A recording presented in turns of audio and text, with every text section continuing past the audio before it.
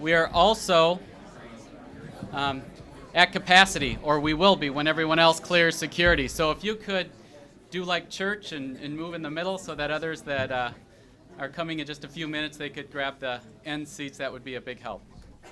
We'll begin in just 2 minutes.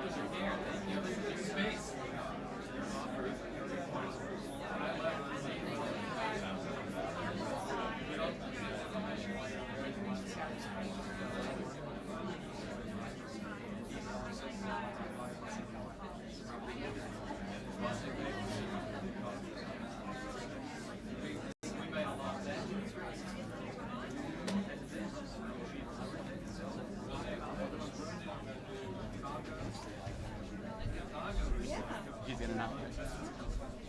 No, I just. Thank you so much. Very, very good.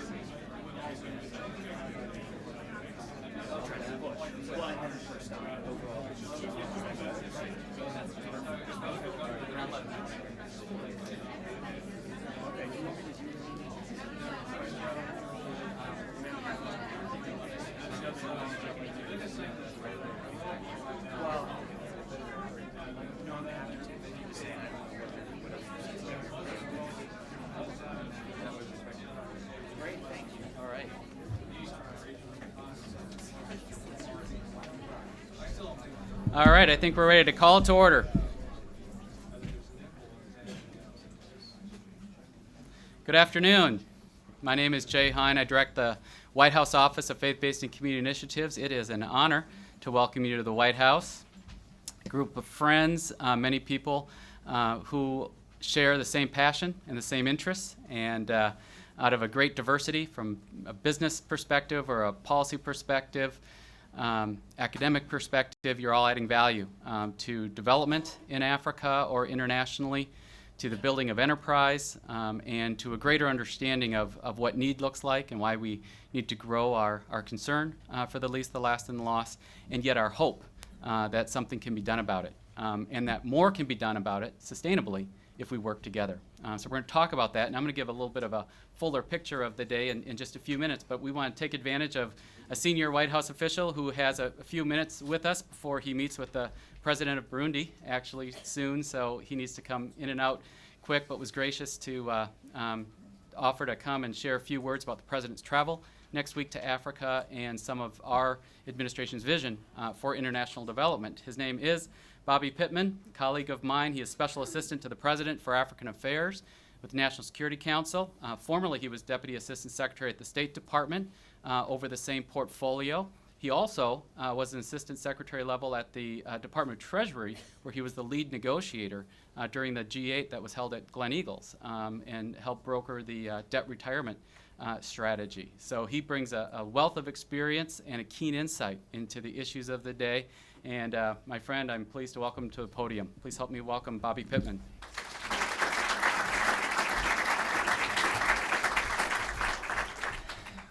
Thanks for that. It's a real honor to be able to talk with you all, even if it's only for a brief moment. What I thought I would do is kind of give you all a sense, just given, if you have to excuse me, I'm kind of pretty overwhelmed and underwater right now, just kind of 7 days away from this this trip, which we consider very historic. But what I thought I'd do is just kind of give you why we're overwhelmed and what our plans are and what we're trying to do when the president goes on his second trip to Africa, and then talk to you all about, kind of in some ways how I think we're trying to work together in these last 10 or 11 or however many months we have left. As you know, this is the president's second trip to Africa, and he's going this time and is going to see some things very different from his first trip, and there's a number of reasons for that, and a number of you all have been very involved in what's been happening over the last few years. The main theme, though, and the main strategy here is to build U.S. support for all these things that have been happening on the ground. And, we're going to disperse, probably over $8 billion in Africa this year. And, that's, considering that some of us were involved in the advocacy movement in the late 90s to try to get our Africa budget to $1 billion. The idea of saying $8 billion is pretty unbelievable. Even though I say it every day, it's still hard for me to say. But obviously, a lot of us are really stressing out about what's going to happen 10 months from now, 11 months from now, and I know you all probably are in that same boat. I mean, there's a lot of things that have been happening, and not just U.S. policy, but a lot of great things happening on the continent by a variety of people. And so the main thing and the main focus of the trip is to highlight these successes and highlight these trends and show how these new policies are having an impact on the ground, and really try to build the U.S. domestic support to continue those and grow those. I mean, there's a question of continuation, and I would say a continuation of the trajectory, which is a little more aggressive way of looking at it. And so that's, I think, tells a lot about the countries we've chosen and what we're looking at. I mean, our first brief stop will be in Benin and Cotonou, and of course, the Benin president was here for Malaria Awareness Day. He's been a real partner on malaria and the fight against malaria in Benin. He's also been, aggressively fighting corruption in Benin, and obviously just took over in a democratic transition there. A lot of people don't know this, but last year, he named October 10th George W. Bush Day in Benin, which, sounds funny, but it's interesting because the day is dedicated to malaria awareness. And so I think he's really impassioned about the partnership between our two countries and the passion the president has about malaria, and he's dedicated a day to malaria awareness named after the president. Then we'll go to Tanzania, and really there's a lot going on in Tanzania, obviously, and President Kikwete just taking over the chairmanship of the African Union. But really, what a lot of people don't realize is the immense programs on the ground in terms of HIV/AIDS and malaria that we have in partnership with the Tanzanian government. We're treating over 100,000 people with ARVs in Tanzania. The PEPFAR program is touching more than 8 million people there. It's just dramatic. And on the malaria side, Tanzania was one of the first countries to begin the President's Malaria Initiative. We've already passed out with partners over 2 million bed nets in Tanzania, and we've literally wiped out malaria on the island of Zanzibar. So, a lot of exciting things happening in Tanzania, and it provides a great backdrop to show the American people a lot of these successes, the successes of their hard-earned tax dollars at work. Then we'll go to Rwanda, and there's a lot of great things to see in Rwanda as well, including on the PEPFAR and the malaria front. But one of the main things that's going to be the focus of our trip there, is the leadership that Rwanda has shown in now the fight against genocide in Darfur. And Rwanda is the largest peacekeepers in Darfur. We're gonna be able to inspect some of the Rwandan troops that we've trained, we've equipped. A lot of people don't realize that every Rwandan troop in Darfur has been U.S. trained, U.S. equipped, and lives in camps that the U.S. built. And we flew them in there. So it's a real partnership between our two countries. I mean, here's a country that's just over a decade out of its own trauma and still trying to put a lot of things together in their country, but yet, putting a huge contribution forward in Darfur, and President Kagame has shown immense leadership on that issue. Then we'll go to Ghana, which again, President Kufuor just stepping down as AU chairman. And also stepping down from the UN Security Council, where Ghana's been a huge partner over the last 2 years. And in Ghana, again, a lot of programs. We Ghana, I actually should mention, Benin, Ghana, and Tanzania, we are all Millennium Challenge compact countries. And so there's going to be a lot of talk in general about what the Millennium Challenge account is doing in those countries. But I think one of the exciting things in Ghana is to try to showcase just a lot of the positive economic reforms that are happening on the continent. And the World Bank's Doing Business report that came out over just a few months ago highlighted Ghana as the top reformer in Africa in terms of ease to do business. And it's actually was one of the top 10 reformers in the world last year in terms of doing business. I think days to start a business in Ghana have gone down from over 140 days to register and start a business to now less than 80. Still not great, but the Ghanaian government is making a real commitment to this, and we're trying to partner with that, and then hopefully see some entrepreneurs that are benefiting from our efforts there to help them get into the U.S. market, which can be a difficult thing sometimes. And there's a lot of Ghanaian entrepreneurs that are doing that, and many of which with U.S. partners and investors. And then last stop, my personal favorite is Liberia. I should say, Jay didn't say this, but I was here at the NSC and covering the West Africa account when Charles Taylor left Liberia, and we sent U.S. Marines in partnership with Nigerians and in partnership with the United Nations, who followed behind to stabilize Liberia, and something that I feel very passionate about because we've had a lot of opportunities throughout our history, I think, and the president took, I think, very bold action there to stabilize Liberia in what was a controversial step at the time. And now we're going to go and see a fundamentally different Liberia. Last time I visited Liberia in 2003, you went into to buildings, and even just the smallest bolts and smallest screws from the windows were missing. The buildings had been so thoroughly looted. I remember meeting with the Minister of Health on patio chairs in his office that only had 5 patio chairs on the 7th floor, and I didn't see one piece of office furniture in the entire building. But it's a very different Liberia now, very different Monrovia now, and things are really on the move there. And we obviously have the first woman elected president there, and free and fair elections. And the country has really come a long way and is a real close partner with the United States. And so we're going to highlight a lot of those pieces and highlight a lot of the things that are happening there, and a lot of the U.S. Faith-based community and companies that are doing things in Liberia and really moving things forward. And so I guess with that, that's kind of the overview, but I'm happy to answer some questions, or I don't know. Sure. Well, we need to let you on your way, but maybe if there is a question or two about the president's trip, we could entertain that before we thank Bobby. Does anybody have a particular question? We'll be doing some interaction later. Yes. Could you speak just a little more detail on the Liberia visit? Any particular component, or? I'm sort of wondering what he might be doing there. Might be interesting. Yeah. Well, all the final decisions, in a sense, haven't been made, but obviously, there's a lot of fronts where we've been doing a lot. The biggest place where U.S. taxpayers are having an impact in Liberia is the reformation of the armed forces of Liberia, and it's something that costs a lot of money and has taken a lot of time.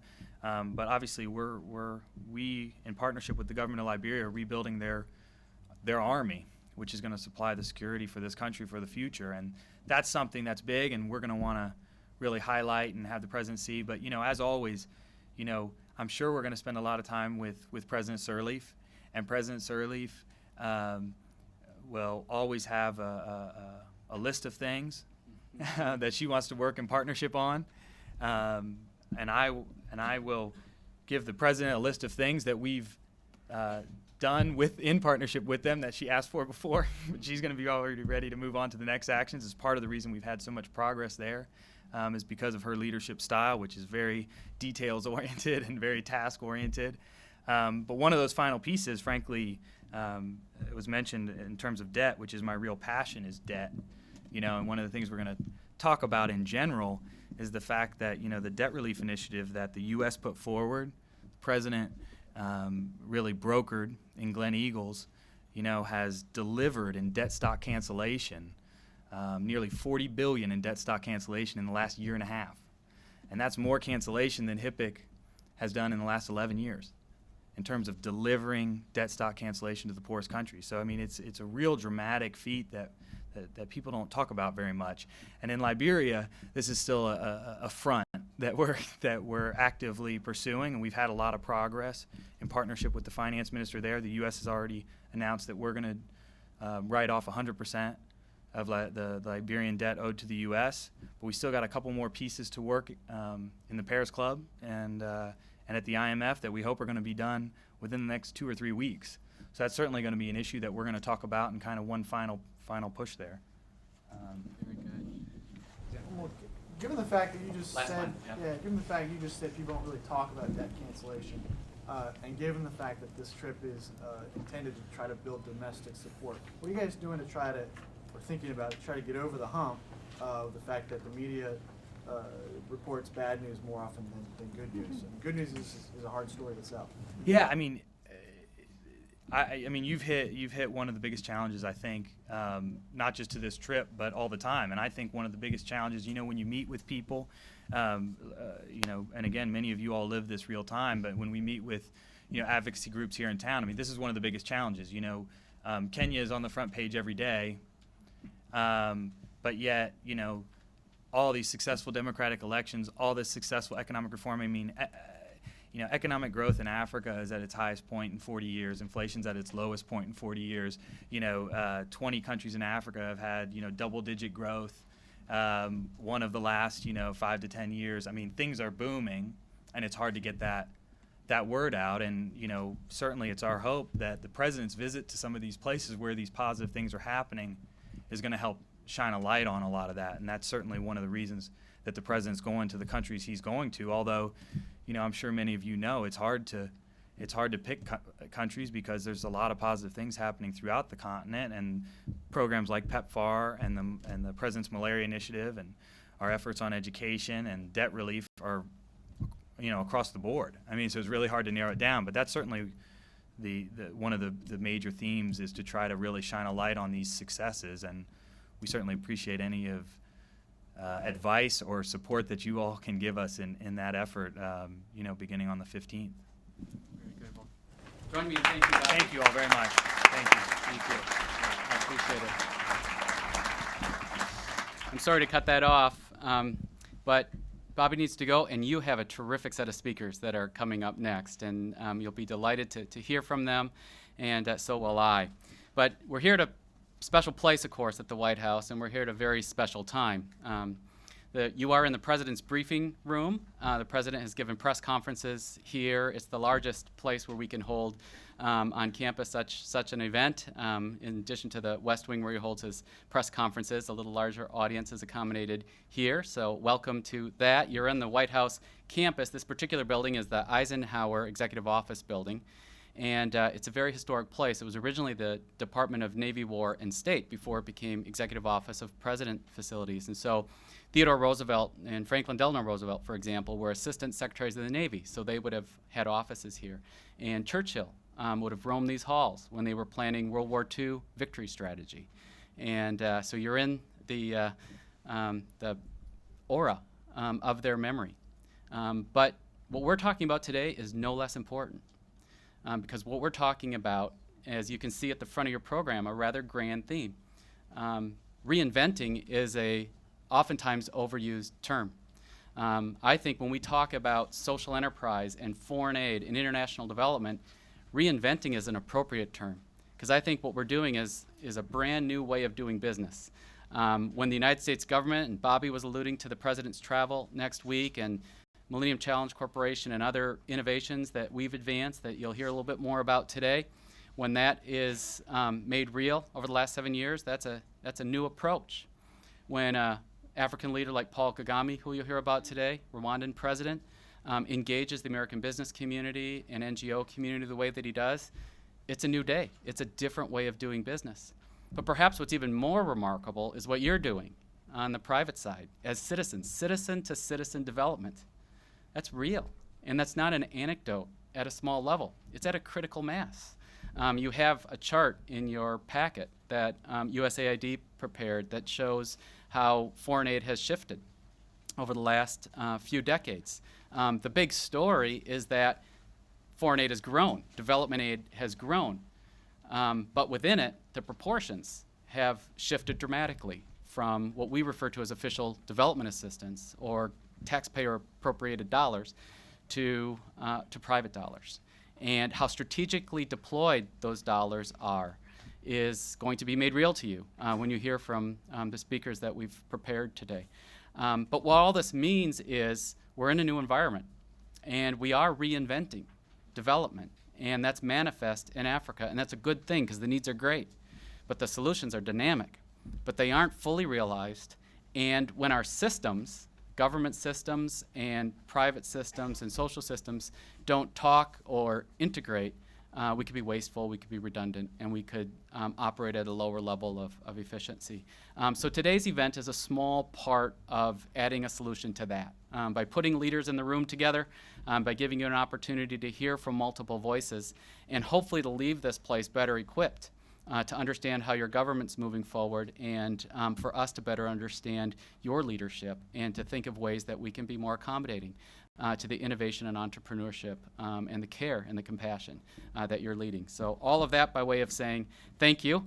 One real quick sort of conceptual point that I also want to reveal to you from an administration perspective, and you have very few government officials today, mostly private leaders that you'll hear from. But I think it's worth noting that trend lines that look like the Defense Department, defense, and diplomacy, the State Department, and development with the USAID. We're working very hard to make sure those aren't three separate conversations anymore. But health looks like an integration of those strategies. Indeed, you can't operate one without concern for the other. You're hearing things like a speech that's in your packet, Secretary of Defense Gates saying at Kansas State, based on my experience serving 7 presidents as former director of the CAA, now Secretary of Defense, I'm here to make the case for strengthening our capacity to use soft power, not hard power. This is the Defense Secretary saying that we need to strengthen our mobilization of and deployment of soft power. But he didn't stop there. He talked about growing the budget for USAID and the State Department. You know, they're used to competing for dollars, and in the zero-sum environment that is too often Washington, you know, they say, well, you know, their interests may be important, but ours are more important. Well, here he's asking for a growth and an expansion because we are only going to be better if we can integrate these strategy lines. Secretary Rice is leading the portfolio that she refers to as transformation diplomacy, which is the president's vision for advance of freedom and development. She gets this holistic strategy in a profound way. Henrietta Fore, who I bring apologies, Jim may mention the same. She's ill today and can't join us, regrettably, and Jim, though, will speak to their strategy. Profound thinker on development aid in the private public market space that we're talking about today, but also in her new position, which is a director of foreign aid at State Department, so that she can leverage the diplomacy and development agendas more closely. It's a remarkable new era, and the prospects are important for us to succeed, but the opportunity for that success is unparalleled, I think. Back to Churchill, the closing word, who did walk the halls on the second floor to meet with our defense intelligence. In his day, said when he returned to the United States in 1943 to speak at Harvard, the price of greatness is responsibility. And I don't need to tell you, of course, in this room that, because you know that and you live that. So really what I want to do is remind us of that very important admonition, and thank you for the responsibility that you carry for knowing that even when you operate as private citizens, in private NGOs, and as private business, you're serving the public interest. And on behalf of a grateful president and a grateful nation, it's an honor to welcome you here. First speaker, Jim Thompson, if I could ask you to come up front. We have the first mini panel for you, and I mentioned Henrietta Four can't be with us. You could maybe say a word about that. But Jim is acting director of the Global Development Alliance, which is the operating arm of this agenda I just made reference to. And Jim, turn it over to you. Thank you very much. Thank you. Thank you for having me. Uh-huh. I'm very excited to be here, and thank you all for coming. And I do send regrets from Henrietta Four. She really wanted to be here today. She has come down with a bad Davos flu, and she has been out actually the last couple of days, and she was supposed to do this event, and she was really looking forward to speaking to all of you, and she does send her regrets, but she does have a very bad cold. Hoping she's not giving it to anyone else, including me. Thank you, Jay, and to the White House Faith-Based Office and to the USAID Faith-Based Office for having us here and for organizing this. It is wonderful not to have to organize an event and to just show up. So it's very rare that I get to do that, and I'm glad to be able to do that. I want to talk just quickly. Henrietta had some remarks prepared, and I'm not going to go through her remarks because really I can only do a poor second fiddle to her. But she has three passions that she is talking about in her short tenure as the administrator of USAID, and she's focusing on three main things. The first is public-private partnerships, and she talks more about that than almost anything else. And it's not just working with the private sector and with foundations, but it's with faith-based groups, it's with private citizens. And it is very important for all of us to keep that in mind. It is an entire private sector that we're talking about. It is everything that is non-government, and that includes our faith-based friends who have been such a core constituency of USAID for so long. She talks about public-private partnerships. She talks about an Africa Entrepreneurs Fund, to putting money into the hands of those who are not at the micro level and not in the hands of those who are already big businesses in Africa, but that missing middle, getting funds out to those who are social entrepreneurs. She wants to see funding get into their hands because she believes they're the economic drivers of development in Africa. And I concur with her in that opinion. And she talks thirdly about a global development commons.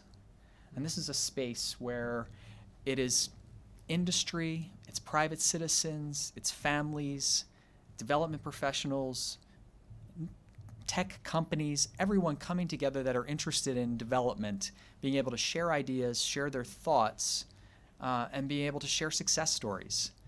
And she has a program that she is putting together on this Global Development Commons, and we're talking with a few interesting people like Google Foundation and Google.org about how do we operationalize this in a public-private partnership. So look for that. It's definitely going to be rolling out this year. It is an important piece of her legacy and what she would like to see develop in the next year.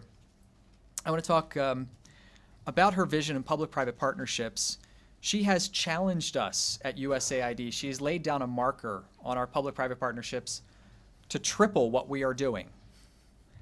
And that's huge. That's huge. We have, at USAID, over the last 6 years, we've put together 600 public-private partnerships, a little over 600 now. And we have spent $2.1 billion of your taxpayer resources on these public-private partnerships, leveraging $5.8 billion. And I have to acknowledge my colleague Dan Rundy has just walked into the room, and Dan used to lead the Office of Global Development Alliance. It is a remarkable legacy, but she really would like us to take this to the next level and to really integrate this, mainstream it within USAID, and triple what we are doing in public-private partnerships. So we are proceeding aggressively on doing that. And the reason why we are doing that, and the reason that she is so passionate about partnerships, is because of this pie chart that is in your folder that Jay referred to. It's on the right-hand side, all the way in the back, just next to the GDA brochure. This red section used to be 70% of that pie chart. In the 1960s, 1970s, even into the 1980s, That red section represents official development assistance. That was our foreign aid program. Well, even as it has grown, and it has more than doubled since this administration took office in 2001, it has more than doubled since September 11th, going from about $10 billion to $22 billion. Even as it has grown, we are a shrinking part of the pie as private sector and their foreign direct investment in the blue side are outpacing us, as remittances become huge in countries like El Salvador and India. A quarter of the population of El Salvador actually live outside of the country. 500,000 or so in the Washington, D.C. area alone. They're extremely generous sending money back to their relatives, and it far outplaces anything else that's coming out of El Salvador as an income stream. So remittances can't be discounted. And I want to point out to you, faith-based groups have also really stepped up and are increasing their share of what is going to the developing world in your programs and in your missions. And our goal with our foreign direct assistance is to take our aid money and to partner with you. Because in these partnerships, we can actually achieve a lot more together than we're going to be able to do alone. And that's what GDA is all about. It is all about achieving more together. And I want to give you some examples. There's a little bit of literature out there on Rwanda, and Henrietta was going to talk about our work in Rwanda. I want to talk a little bit about coffee in Rwanda.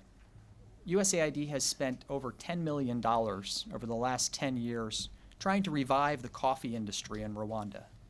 And it's a wonderful thing. And it has been very successful. But it is only a piece of the puzzle. We found, going to Rwanda, that Rwandan coffee growers actually don't drink coffee. They drink tea. It's a legacy of the British. So we had to teach them, what did good coffee taste like?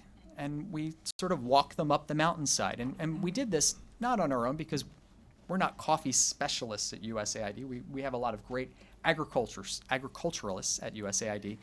But we brought in a private sector company, a small little company that you may see on every corner here in the US, known by Starbucks.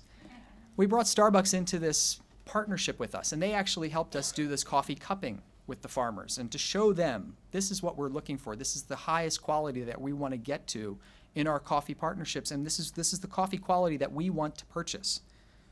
Starbucks, as you may know, their plan was to open up 10,000 stores over the next 4 years, which is 7 per day. And about half of those are in DuPont. Starbucks really, they need a high-quality coffee to actually meet that demand, and they're building demand for high-quality coffee. But there's actually not enough high-quality coffee in the world to supply all of the stores. So they actually need better coffee, and that's where USAID can come into partnerships, because we work with coffee farmers. We work in coffee programs all over the world, all over the coffee-growing world, and that's what we're doing. And we're partnering with them to grow higher-quality coffee, and the farmers make a better price for the coffee that they're selling, and Starbucks gets the quality coffee that they actually need. But we're not only working with Starbucks, we also work with a small little company out of Bentonville, Arkansas. You may know them as Walmart. Walmart would like to go all fair trade coffee in their Walmart and Sam's stores. There's not enough fair trade coffee in the world to supply Walmart and Sam's Club, and they recognize this as a business constraint. So they're co-investing with us and fair trade in Brazil to raise the amount of coffee being grown as fair trade certified coffee in Brazil so that they can sell it in their stores. It's great for farmers, it's great for fair trade, and it is great for Walmart and our beneficiaries in the end because they make a higher price. That's what we're talking about in partnerships. That's what partnerships are all about. It's about this common grounds coming together. One of my favorite partnerships that we have at USAID is a partnership that we have with an organization called Foods Resource Bank. And we're privileged to have them here today, but I'm going to just steal a little bit of Marv's thunder. Our partnership with Foods Resource Bank is remarkable because it brings together faith-based groups, volunteers, and I have to point out our Volunteers for Prosperity group is here as well today. I want to say this is an amazing program where you have real farmers in the U.S. that want to contribute to development overseas, and they see this, they see food aid as not really being the answer. They see cash, and they see the necessity for food security programs being developed on the ground in these developing countries, and it's much more teaching them to fish as opposed to just providing them with fish. And with that, I'm going to turn it over to my friend Marv Baldwin to talk to you more about Foods Resource Bank. Thank you very much.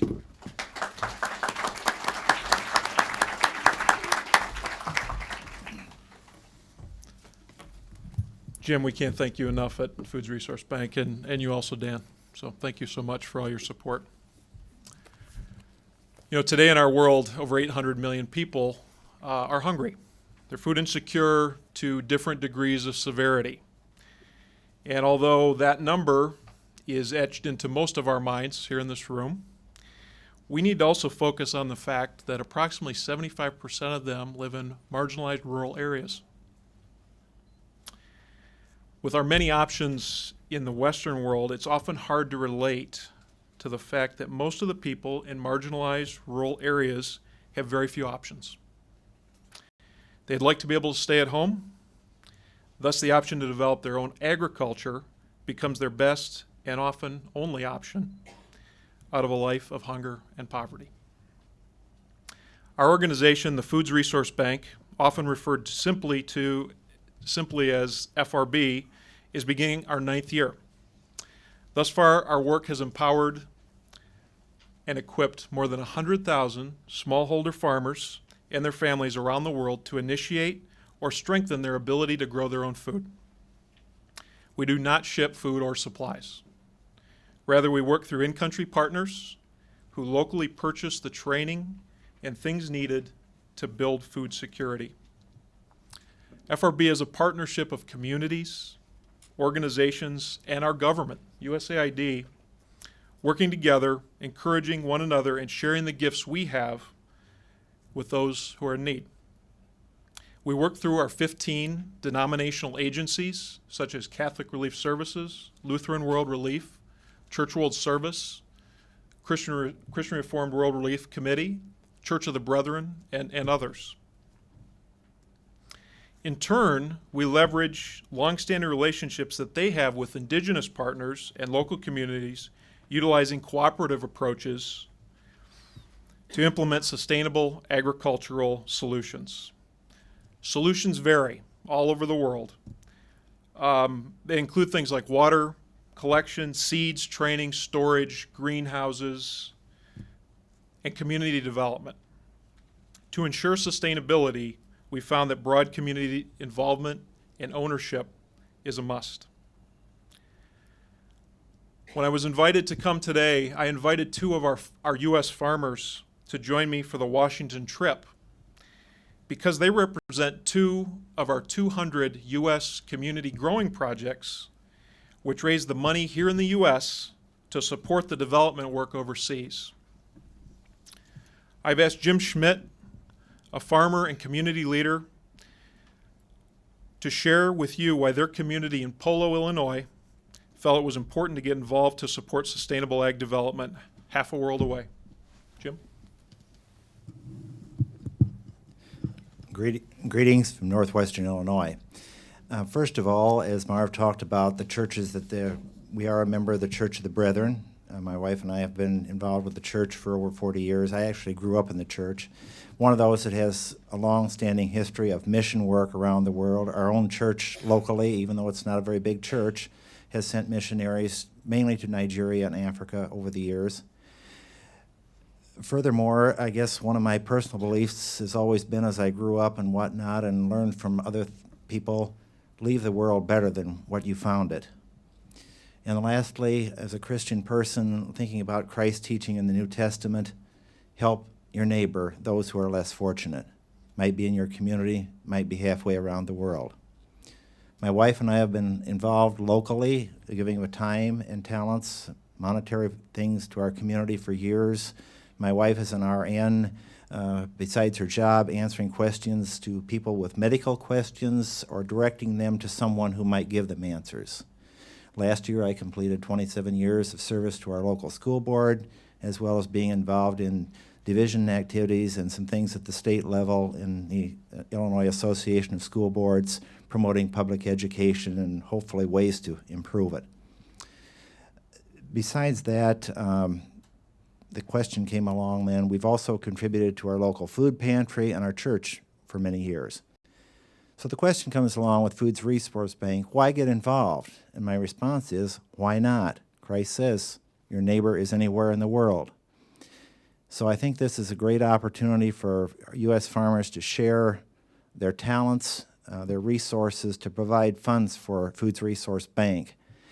Go back to one thing my associate dean when I went to University of Illinois College of Agriculture told us as freshmen. We're not here to give you answers. We're here to help you find answers.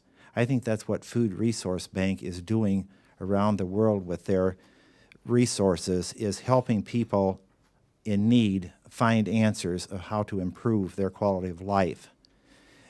That is my personal feeling about that, and I also think it's a great PR tool to show people around the world what many American people are really about, not what they see on television or read in the newspapers. Thank you, Jim.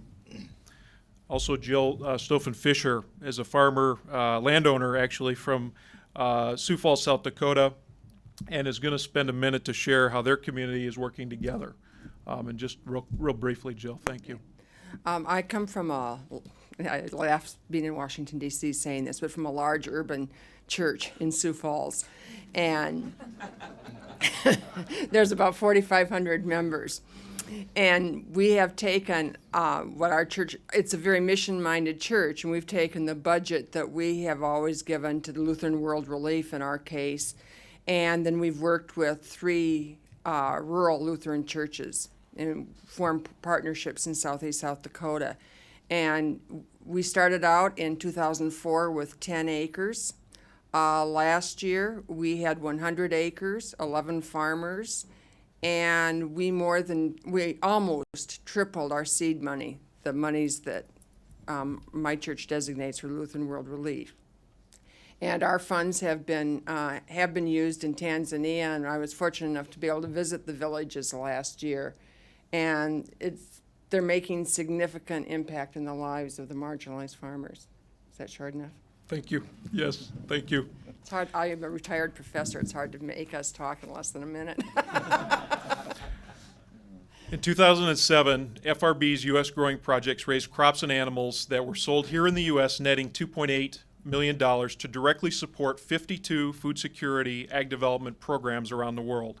Since FRB's inception, more than 800,000 people in the developing world have engaged in these programs at an average cost of less than $6 per day. Less than $6 per person per year. Clearly, it's not about the money. It is about giving people a start, essentially planting a seed, which is a seed of hope. The wide variety of people and communities working together through FRB gives us all a chance to learn. Through our diversity at FRB, we've been able to come away with a few key things we can focus on and build upon. We must care for our neighbor in need. Thus, we must engage and first ask the question, what is it that you need? Once we have tried to address their expressed need, we must trust God with the results. We have learned that we need to step back and sometimes get out of the way, yet still remain in relationship. And finally, we must be willing to envision a future when those we wish to help no longer need us. Thank you.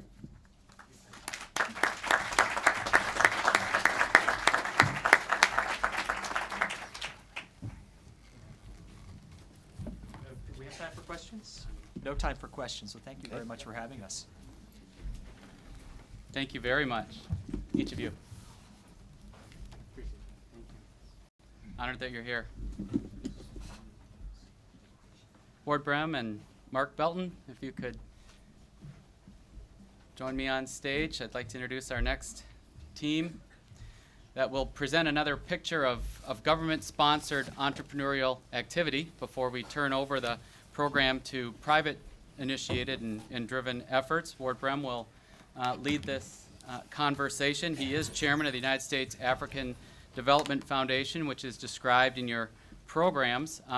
He is also an encore speaker today. Some of you perhaps attended the National Prayer Breakfast. I'll share with you, as we planned this program, we didn't know that. Ward, I don't know when you knew that you were going to be the speaker today. I know you mentioned this morning it was a bit of a surprise for yourself as well. But you did a terrific job. We're honored by your presence. The President of the United States followed Ward in the program and stood up and said, that was awesome. And he said, I don't know if that's a presidential word or not, but he was touched because Ward spoke from his heart and gave a very smart strategy on how we can become more engaged as partners in the world. But the United States African Development Foundation, which is a publicly driven effort, operates under the premise that aid is good, but not having to give aid is better. And the only way we can get there is to help, of course, our neighbors in need with economic development and with jobs. And that's what you're going to hear about next. So we're pleased both of you gentlemen are with us today. Thank you. Thank you. Well, it's been said I've given enough speeches for today, so I'm going to keep my part brief. But I do want to use this opportunity to hopefully challenge you to think a little bit differently about those that we collectively are called to serve. Among the least of these, I'm going to begin with a story I had when I was first appointed to this position. I had lunch with Brian Atwood, former administrator of USAID, who was one of the few people that had ever heard of the United States Africa Development Foundation. And before we got into the conversation, he asked me what I did. I'm a civilian. You know, what do you do in your civilian life? I told him I owned a business, and he said, well, how's business going? And I said, it's sustainable. And he said, hang on to that thought. I don't know a single entrepreneur in this country or in any country that strives to have a sustainable enterprise. What they want is a successful business. You've heard about the poor in Africa who make $1 a day. Think about that. It's usually in the framework of these poor people, they make $1 a day. I think about it differently. What I think about is these people are capable of living on $1 a day. Think about it. I couldn't live on $1 a day. One cup of Starbucks coffee and my weekly budget shot. You have to be incredibly resourceful, very courageous, hugely strong to be able to live on $1 a day. And those are the people that we're called to serve. And they just don't have any capital. Our objective at the United States Africa Development Foundation is to allow people to make the American dream their dream as well. If you were poor yourself, wouldn't you want someone to ask you your strategy for not being poor anymore? And often we don't even ask the question. And at the U.S. Africa Development Foundation, we lead with that question. So we're taking entrepreneurial ideas in Africa and making it a reality. It's not enough to teach people how to make baskets. It's not enough to teach people how to grow coffee. We need to help these people get the leverage that they need. And at USADF, we're doing that by the formation of co-ops. So we're bringing all of these $1-a-day farmers together, and we're building a force. And as you heard today in the coffee industry, there's not enough. Okay? What does that do to prices? It should drive them up. And there's a big difference between fair trade prices and fair prices. And we act in essence as a union, if you will, for these co-ops, and we represent them. But that's still not enough, because what you need are markets. When you're making these beautiful baskets, all these women that make these baskets, putting them together, again, as a leverage, so you've got marketing force now, they still need a market. Coffee farmers, vanilla farmers, all of these organizations are looking for buyers. We approached General Mills with the idea of creating a direct linkage between the products that our farmers grow and one of the largest food processing companies in the world. Our objective is to prove that the poorest farmers in the world are capable of growing produce and doing business with one of the largest food processing companies in the world. And with that, I'm going to segue over to my friend and brother, Mark. Thank you very much, and I'd just like to represent a small company called General Mills. It's a worldwide global company in 160 countries, and we do about 14 billion in sales. And we have a mission within our company which is called Nourishing Lives, and that means that we will make people's lives healthier, richer, and more convenient in everything we do. Over time, we've learned that the concept of nourishing is more broad. We nourish our employees, we nourish the environment, and we nourish the communities that we serve in. And so, as a result of that mission, we started an initiative called the General Mills Africa Women's and Children's Hunger Project. And that mission's pretty straightforward. It's to help alleviate hunger and create sustainable agriculture in Africa by educating, empowering, and economically supporting women as farmers, food processors, and providers. And so our strategy beyond that is, number one, we help with kids with in-school feeding because we want to educate and make people better. Secondly, we work on the food and agricultural development side, and that speaks to what Ward is talking about, and I'll get into that a bit deeper. And then finally, we're a powerhouse on the science and technology side, and so we want to use our science and technology and transfer our expertise to the least of these in the continent of Africa. We have two initiatives that we're doing with U.S. ADF, and we're proud of both of them. We have one which is called the Nairafami Grain Project. We are actually not only purchasing materials for people in Tanzania, but we're providing expertise. We're providing grain expertise. We have one of the largest grain, technology groups in the world. And so we're providing those skills so that this processing group can build and employ more people. We're expecting to double the number of employees. We're hoping to get 700 to 1,500 farmers involved with this from a processing standpoint. We believe that will make a tremendous difference. The second area that Ward talked about was just us creating a vehicle for economic sustainable enterprise in Africa. And so what we've been doing for the past year is identifying things through our quality control organization and our supply chain that we might be able to take, if possible, from the continent of Africa and use that in the manufacturing and processing of many of the products that we know you love, whether that's our Cheerios or our Yoplait or many of the other products that we sell. And so we are 100% committed to driving economic empowerment, in Africa, and by doing it through business. And so with that, if there are any other additional questions, we'd be glad to answer them.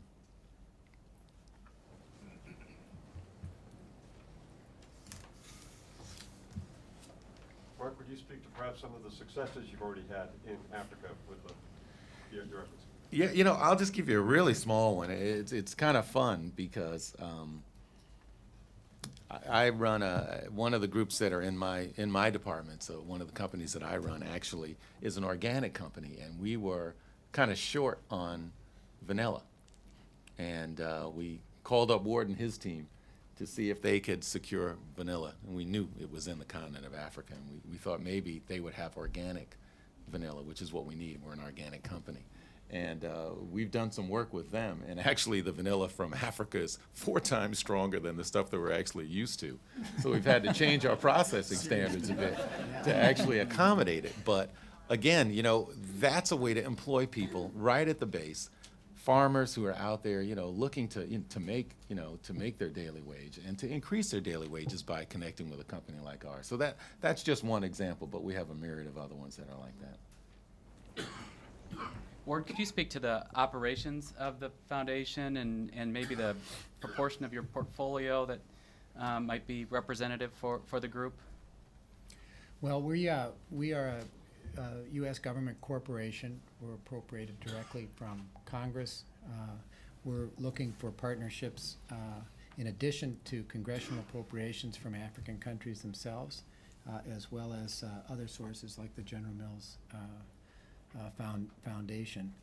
We are the only U.S. agency capable of making direct investments into African economies. So we seek out entrepreneurs at the grassroots level who have the ability and perhaps a small company.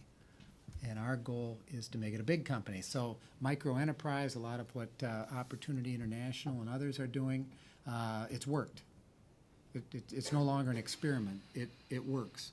And we're taking some of those same principles and applying it at the next level, making grants of between $50,000 and $250,000 injections to again help these little companies become larger ones. We also work at the community level. There are a lot of people where business is just impossible. Our new president, Lloyd Pearson, has headed up a very, very important new direction that we're going in, and this is among the most highly marginalized people in the world, in conflict zones and countries such as Western Sahara, Eritrea, Somalia, where again these people are in serious trouble, and we're developing ways that we can go in there again, teaching people how to fish and economic development ideas. Fantastic. Mark and Ward, thank you so much. Thank you.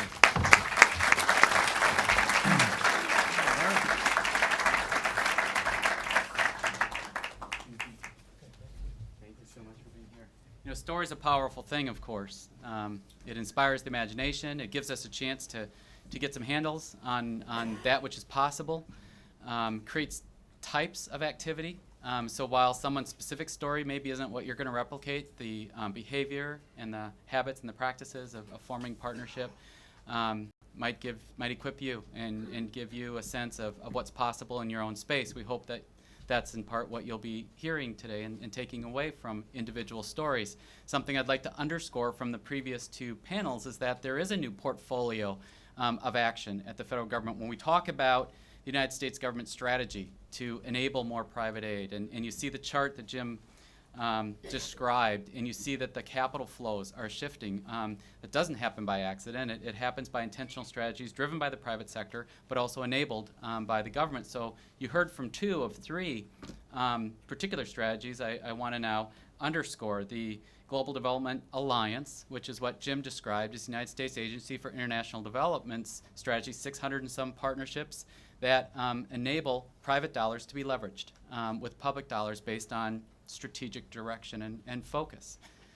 The United States African Development Foundation, as a direct investor, is seeding innovation and building new solutions through terrific partners at home and abroad, and in a way of building capacity and capabilities as you hope to stimulate local economies. Secretary Rice recently announced at the United Nations General Assembly something called the Partnership for Development Governments, Democratic Governance. And that's a new idea to try and create infrastructure for emerging democracies who may need some help with some transitional supports.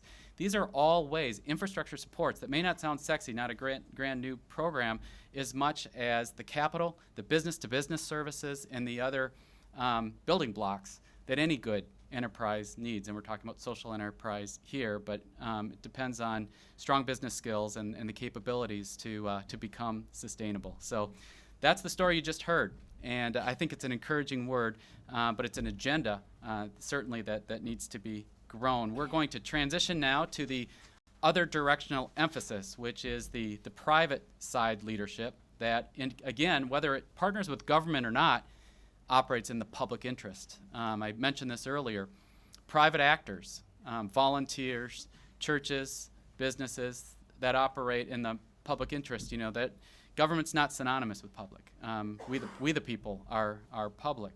And before we get to a panel where you hear terrific stories in Rwanda to illustrate this, we have another keynote speaker who personifies social enterprise in his own life, and whose organization has helped create an industry that promotes social enterprise at a very high level. Chris Crane, a friend of mine, is CEO of Opportunity International, longtime successful business person in San Diego, Entrepreneur of the Year there, who is in the publishing industry and in other pursuits, made a lot of money, had a lot of influence, and decided to use that for a higher purpose, which you'll hear about, which is to serve many by equipping them and enabling them to experience economic development in their own life, which collectively creates economic development for communities all across the world. Opportunity International, and you'll hear him describe their operation to you, helped to create this industry that we all now talk about rather casually, microcredit, microloans. It's becoming rather well known and well established, as well it should. Opportunity International helped pioneer that work. So we're grateful to you, and we're excited to hear the words you have to share with us. Chris Crane.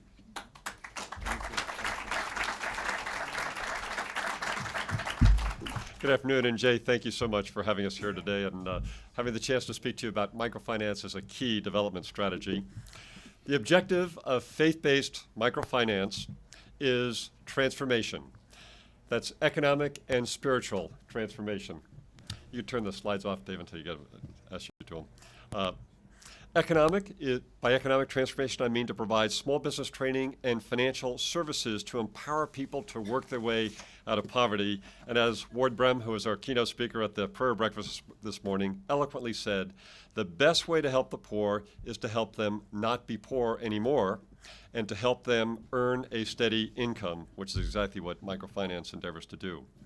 And by spiritual transformation, that people will realize and grasp that there is a creator who cares about them, that they are not stuck in poverty because of karma or because their parents were poor, but that God loves them and has plans that are good for them, and that they can have, as Pastor Rick Warren writes, a purpose-driven life for themselves and their family. There are numerous New Testament and Old Testament verses about the Lord's many commands to serve the poor. I'll pick a couple favorites of mine. In the book of James, the 2nd chapter, verses 14 through 16, the apostle says, what good is it if a man says he has faith and has no deeds? If one of you sees a brother or sister destitute of food or clothing, and you say, be warm, be filled, depart in peace, but do nothing to meet their physical needs, what good is it? Such a faith, if not accompanied by action, is dead. Virtually all faith-based microfinance organizations serve people of any faith and no faith. And unlike for-profit microfinance institutions, which lately have gotten some bad press because of their profit-centric approach and often charging the highest interest rates that the market will bear, faith-based microfinance is client-centric and it is transformation-centric. By listening to clients, we have expanded our financial services. Started out by making loans to clients where they could increase their income, often doubling or tripling the income. And the first thing that we see that they do with that income, especially mothers, and 87% of our clients are women, they spend that money, that increased earnings, on feeding their children better, on keeping them in school longer, and providing them health care. We then realized that the poor did not have a safe place to keep their funds. They are totally shut out of the financial system in virtually all of the developing countries. The banks there exist to serve the 5% wealthiest people in the country. So without a place to accumulate assets, how can you ever rise above poverty? The only place they keep in a tin can in their shack where anybody could break in and steal it. So we started banks for the poor that are focused on the poor. And then we realized that the poor, when they have a trauma in their lives, a spouse dies, a child dies, that they are culturally obligated in developing countries to pay for a funeral, often costing $100 or $200, and it bankrupts families. Often they have to liquidate their little business and they go broke. How many of you played the game Chutes and Ladders, the board game, as a kid, and you climb up the ladder and all of a sudden you hit a chute and you go all the way down? For many poor people, their life consists of going up and then going all the way down again. So we started offering microinsurance. First, life insurance. We pay the death benefit within 6 days when they need it. Then crop insurance so farmers can get loans and better seeds. And then now health insurance, and the Bill and Melinda Gates Foundation, we just announced yesterday, has given us a grant to expand our microinsurance from the 3.5 million lives we cover and crop insurance and health insurance to 11 million lives by 2012. These banks that I spoke about that can offer loans and savings and insurance, these are sustainable institutions that will last for many decades. And these banks can access the capital market, and they can often leverage the grants that are received by 2, 3, or 4 to 1. I'd like to speak about technology. The tellers and the guards at the banks, the wealthy banks that serve the well-to-do, they shoo away poor people when they come. The guard at our bank opens the door for the poor person. The tellers, when a poor person comes in, if they're illiterate, our tellers fill out the forms. And then our tellers do an important thing, and I'll use a prop here. Our tellers say, please put your finger down on our biometric fingerprint reader so we can digitally encrypt your fingerprint onto the smart card that we're going to give you, so that then you can use our automated teller machines around the country, and you can slide that in and you don't have to remember a PIN code. You can transact banking business just by the power of your fingerprint. I'd like to tell you just a brief anecdote on that. There's a custom that served a purpose for centuries in Africa. And that custom was, when husband dies, that the brother of husband would take in the wife and the children. Polygamy served a purpose, that they were cared for, and the brother-in-law would take over the property. Now that custom has been perverted in Africa. When husband dies, brother often assumes he died of AIDS, and so he'll take over the property, but assuming the wife is infected, he will kick her out on the street with the children, and they're penniless. That happened to one of our clients, Catherine. When he went through the house, he found this card. He knew exactly what it was. He went down to our bank, our Opportunity Bank in Lilongwe. He said to the teller, "I want to draw all the money out of this account." The teller said, "Slide your card into our biometric fingerprint reader, put your fingerprint down," and the red light went off, means that it was not him. The teller looked at her screen, and saw a woman's name, saw a woman's picture, Catherine's picture, and said, "That's not you.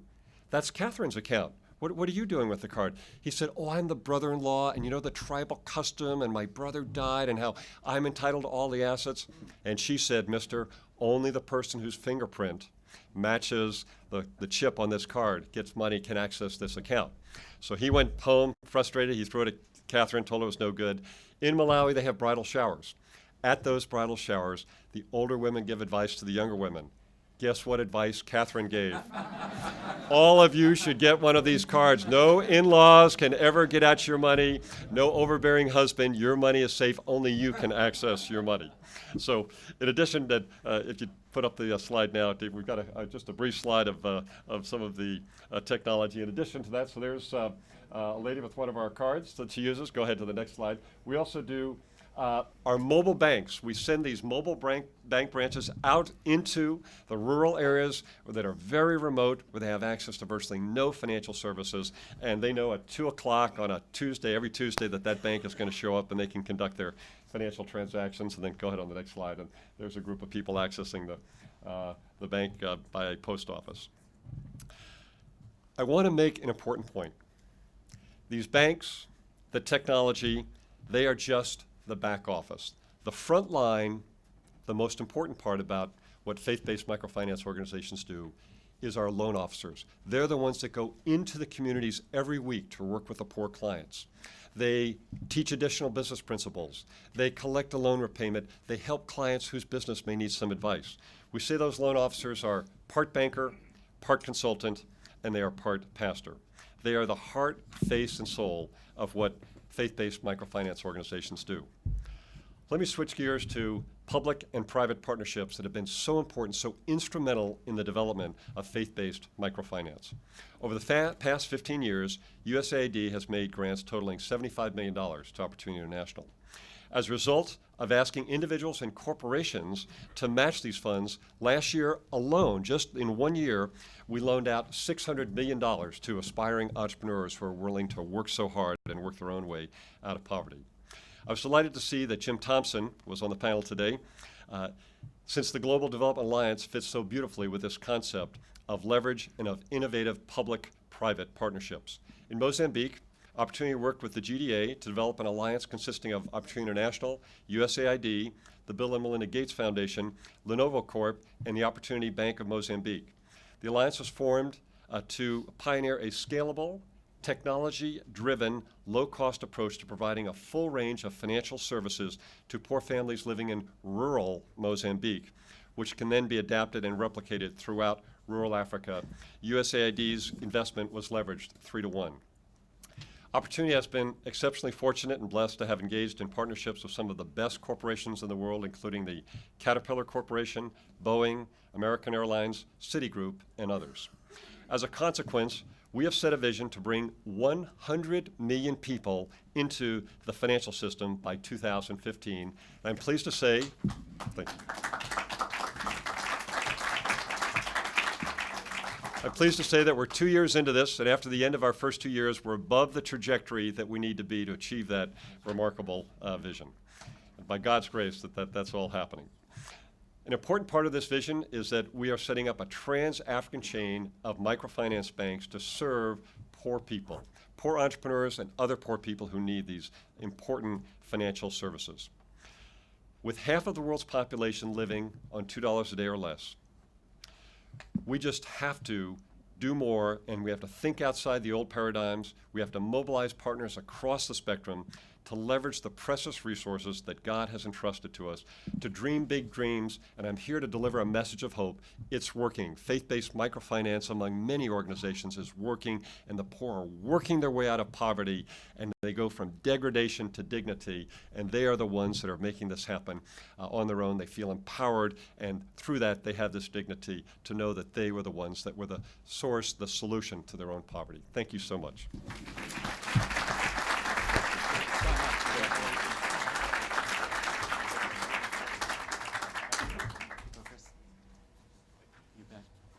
Thank you, Chris. Thank you especially for that last word. You know, we're talking about a lot of solutions today. We're talking about a lot of sponsored activity that we hope is smarter and more dynamic. But if it's done in the context of personal empowerment, the real solutions, of course, reside in the people that we're serving. And that message of empowerment, I think, is a terrific lesson for us to learn each day when we're in this business with humility, and great encouragement that that model is being practiced at OI and being done so terrifically. So thank you. Sort of a point of definition, the Office of Faith-Based and Community Initiative is a very long name, very long title, but it is also a very intentional one. We, as you've heard today from our speakers, have great reason to be bullish about faith-based strategies. Faith-based actors show up at scale and have great influence on philanthropy and volunteerism and problem solving. And better understanding that and better accommodating space for faith-based partners to offer solutions is a big part of our mission. But it's not the only part of our mission. And community matters, our middle name. And that has double meaning, actually. One, we're interested in the whole nonprofit sector. Our initiative is about building partnerships with nonprofits all across the globe to extend American compassion to solve more problems. And people of faith, a particular faith, different faiths, people of goodwill, no faith at all, are our partners. And if they have a care for a neighbor and an effective solution, we want to work with them to tackle some of society's greatest challenges. But also, the community name suggests where the point of emphasis really belongs, which is in communities, not in the oppressive environment that we're in today, or halls of Congress, or in a traditional philanthropic organization's grand headquarters, but in the street and in the neighborhood and in the point of service. And that needs to be our test. You know, are we making a difference there? Are we adding value there? And that's on display here today. Certainly with the right partners and the right focus, we can add value in society. And our last panel, Dan Cooper, I'm going to ask you to come up front and chair this next session. We are going to hear about an organization called Friends of Rwanda, which, I hope you don't take this wrong, is barely an organization. And I say that as a high compliment, because you're going to hear from a group of business leaders who have operated in their own space, using their own networks, deploying their own solutions, because they are able, as private citizens, to have a partnership with a president of a country that didn't have to go through the corridors of Washington, D.C. to get there. This is reflective of the new era I referred to earlier. And using their business skills of enterprise, you know, traditional philanthropy is as guilty oftentimes as traditional government in programming top-down solutions. These gentlemen have decided there might be a quicker, more sustainable, more leveraged way to do that. And they've found each other in community, and under the terrific leadership of Dan Cooper, who I'll now introduce, have created community and created an organization around function and problem solving. And I think it's a terrific insight for us on what we could get more of in the future if we lead with smart solutions, but we do so in relationship with other problem solvers. And so Dan Cooper, who's an investment guy in Chicago, is also very socially minded and has been in the development business and the diplomacy business as a private citizen in Afghanistan and more recently in Rwanda, and is an articulate spokesman both for these particular stories that you're going to hear and also this new generation of problem solving. Dan?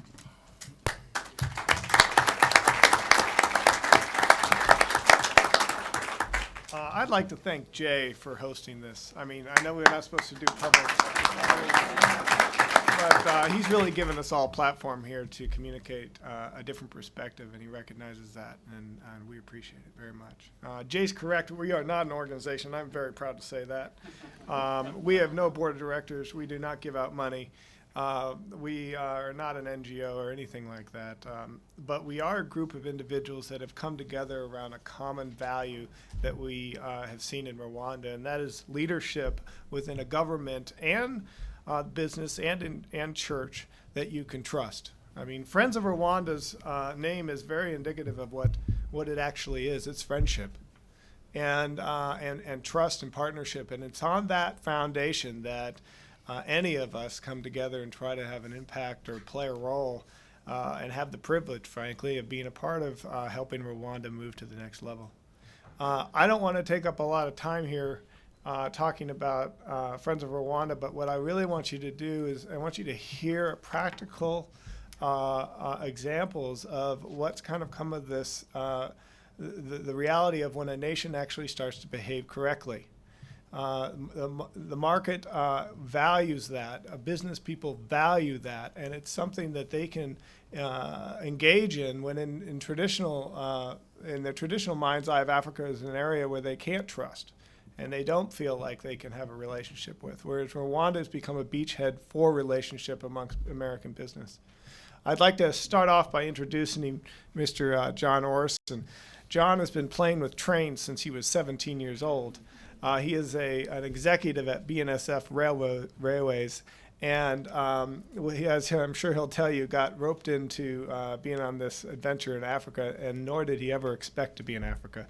So John, if you wouldn't mind, just go ahead and explaining your story and what we've been doing there with trains. Can I stand over here? Yeah, of course.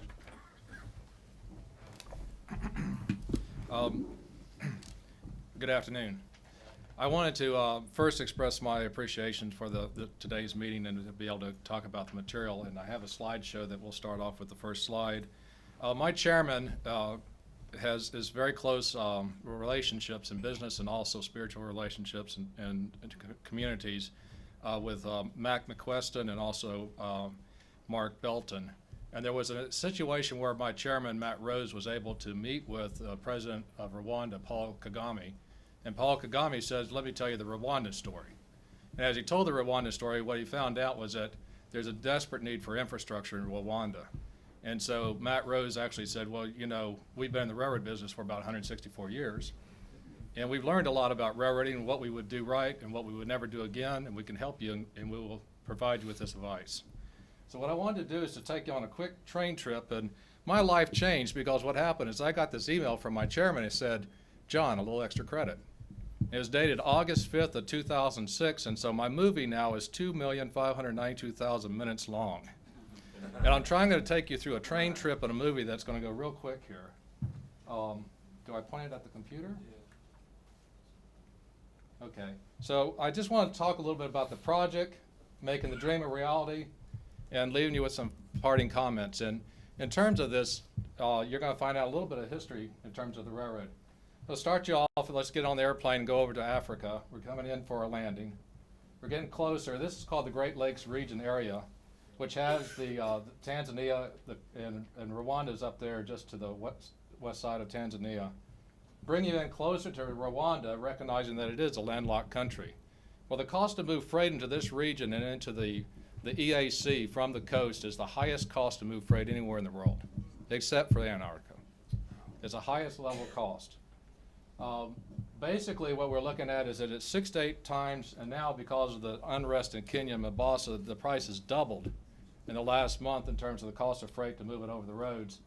And that the entire economic region is hinging on the development of infrastructure that can be efficient and effective.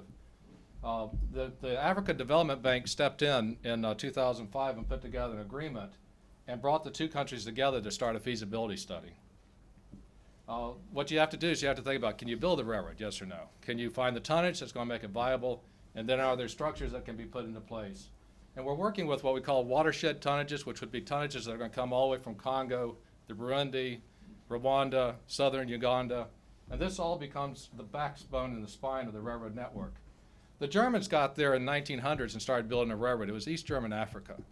And by 1913, they sent a survey party out to look for a route to Rwanda. 1914 is the Belgians sunk one of their ships and they left the country. And then World War I came and then the partition of Africa. So the original survey shown in red was never actually completed. The railroad was developed as a 1 meter gauge, a steam railroad, you know, little steam engines and small wagons. And the surveys were completed. You can actually go to the web and find them. They were published by National and World Geographic in 1913. It talks about how the engineers overcame lions and everything else to find the route. And it's interesting is that there's a consultant that's now working for the governments, and they're using satellites and everything you can think, the highest tech stuff, and they found the same route. So in terms of the Germans actually picked a better route, which is a little bit to the north, but they took the same route. And so the proof is, it's now almost 100 years since the original route. Can we get the railroad built in 100 years? Can we cut the tape and actually do it? And so the question is, do you want to build the new railroad to the specifications of the old railway, or do you build the new railway to a world-class specifications, which would be basically what you see in North America? And when I talk about is wide gauge, heavy haulage, efficient operations, and you know, you think about railroads and people know the passenger side of it, but like within BNSF, we hauled the most grain of any North American railway company. We were built by a company that started in the grain business to help farmers build farms, and James J. Hill and Great Northern actually built the railroad around farmers. We move coal. You know, we have efficient operations. We work through difficult terrains, and so you can go through mountains and you can do all these things, and so the engineering designs are in place to be able to do that. So when you start to think about the size of the project, it's $1 billion project. And $1 billion project is going to require sources of equity and funding, and we've been working within the U.S. government, OPEC, and others, and saying, okay, what's available, what's the U.S. equity investors, what type of framework makes the project feasible, and can we hit a 2013 framework in terms of establishing the new railroad? And now I want to do is take you back to Dar es Salaam and let you go up the railroad path in a couple of slides. This is the harbor, and those are dhows. This is you can see they've got modern ships. The World Bank put over $700 million into the port back in the late 80s. They put nothing into the railroad. And so they rebuilt the port, but then the railway has been dying. And this is existing railway as it is today, the 1 meter German gauge. It's light rail, light tonnage. The good thing about the Germans built it wide enough we can put the new rail right on top of where this one is. So you can just basically change the gauge and the structures, and this is some of the equipment. It's also used as a road and a path in Tanzania. This is a baobab tree. If you get over there, you got to look at these trees. They're beautiful. That's about 400 years old. This is basically the route that the line's going to take. And when you get into Rwanda and Tanzania, you realize that there's a large percentage of the population that all they do every day is carry something from one place to another. And so there's opportunities in terms of efficient transport to change this and to make the country more productive. This is downtown Kigali. And this is where the railroad's going to come to. This is where the new station's going to be built in Rwanda, where the trains will be originating and terminating. You know, this was a sign at the border, and I thought it was very appropriate because we really are trying to do as much as we can to help the government of Rwanda. And we're thinking about, well, what roles are, and there's Fox River Associates and what they've been doing in helping facilitate meetings. We're involved as advisors to the government. We're trying to help them. They don't even have a legal structure. They don't even know things like regulatory frameworks, STB, FRA, safety entities, all these other things. And we've been working in briefings. We've had personal briefings with the presidents of Tanzania and Rwanda. They've now made it their missions. I think on the African trip, President Bush is going to be hearing from them their interest in developing this project. You know, so what are the next steps? One of them is, can we fast track the project and get it moving? The next one is, in terms of investment structure, is there something that's a PPP, where there's ownership and there would be U.S. investors in place? And the final thing is alignment within the government. And this is where I'm asking for help from people that are here, is that as we're going around, we met with country managers, World Bank, African Development Bank, USTDA, OPIC, so forth and so on, that we're looking for alignment as we move through the project. If we do this, this is what can happen. And this is typical railroad construction that we just recently completed on our own railroad. You know, there are construction companies that would do this. This would be world-class construction companies that would come in and do the work. You put the railroad together. you can really sort of achieve this objective of a world-class railroad. Jay, these are your words. I copied them down in your phone call the other day. But I really liked it because what you're saying is what we have to do is raise the burden of Americans to have a level of consciousness to say, I want to help and get involved. And then also what is the reinvention of the PPP? How do we actually embrace that? Thank you.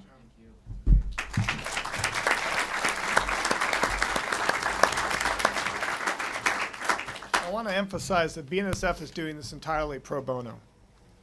The CEO and President and Chairman of Burlington Northern Railroads recognizes that our country was based and built off the railroad, as will these countries need to be, and this has to be done. And so they are American corporation, clearly leading in this regard and engaging in public-private partnership in regional development. I'd like to introduce Tom Ritchie. Now we got one guy that plays with trains. We got another guy that plays with bikes, and he started playing with bikes when he was very, very, very young, and has become one of the world authorities on bicycles, founding Ritchie Design, one of the largest bicycle components. But most importantly, the guy's got an incredibly big heart for people and for circumstances that he's witnessed in Rwanda. And I'd like to introduce to him, I don't want to take any more of his time, we are running short on time, and let Tom tell you a little bit about what he's been doing in Rwanda.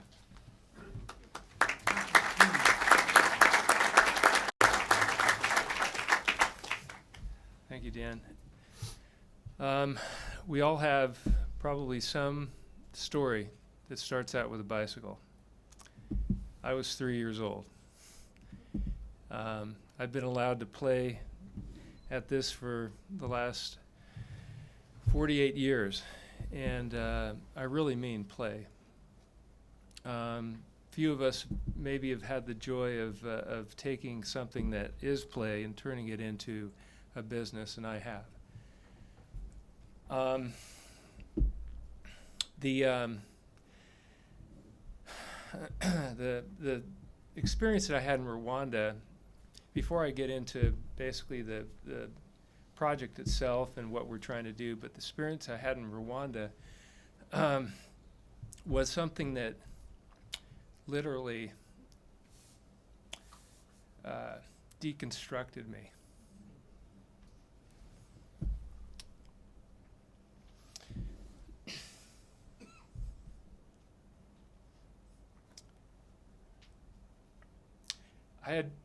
I'd been in that deconstruction process for a couple of years, but to land in Rwanda and to experience things that I could only imagine people had to have experienced in life, and to process that and to take my own pains and disappointments and things that happen to all of us in life, and work them through as I was there, and come to the other side of that and realize just what an amazing thing is going on there. It was powerful.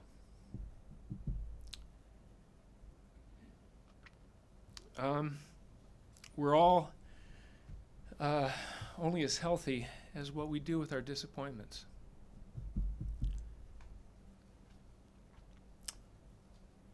And Rwanda was a place that was teaching me stuff. I was being schooled.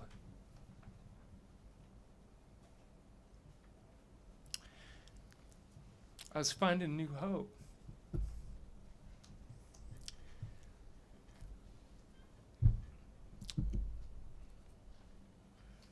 Anyway,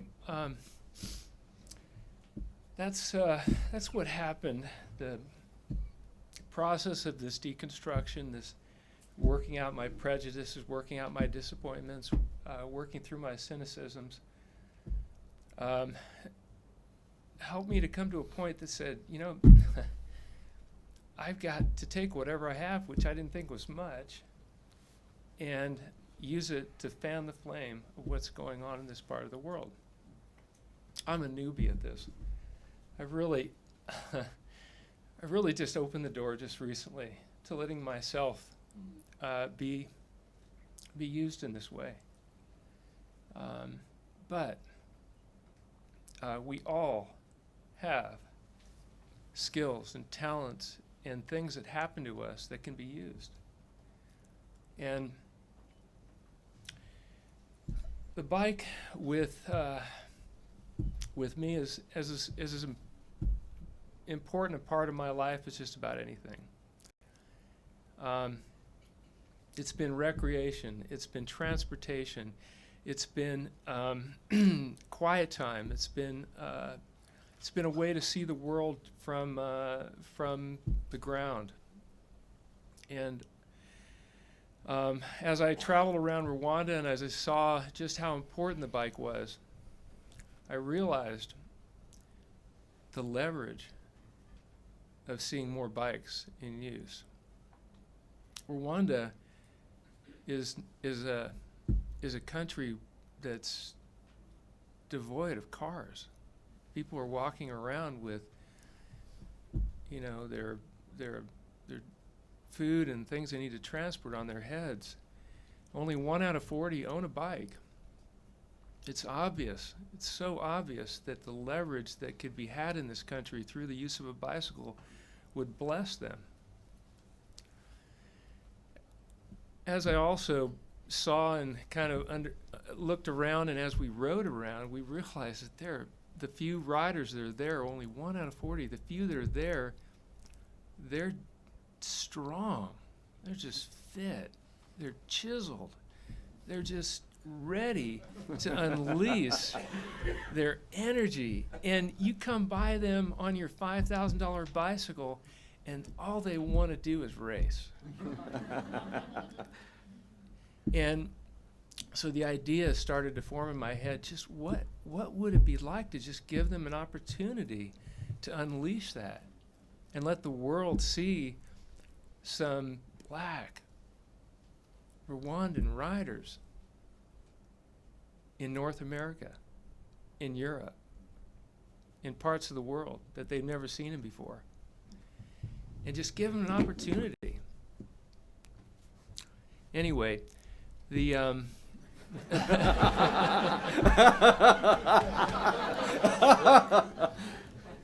things that have happened to me have been, since that door was opening up, have been incredible. And you can all go to Project Rwanda's website. You have a brochure there. The opportunity to seat a racing team, a national team, to talk to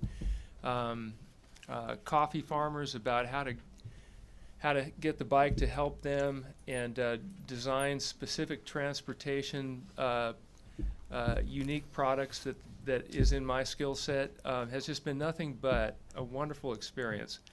There's so many other countries to work this experience out. Rwanda is, I would say, because of its smallness, because of its good governance, because of its beauty, is a unique beta test site for the third world product development that I represent in the bike industry. And I just think that if you think about a trip to Rwanda, please think about it on a bike. It'll be personal. It'll be amazing. Thank you.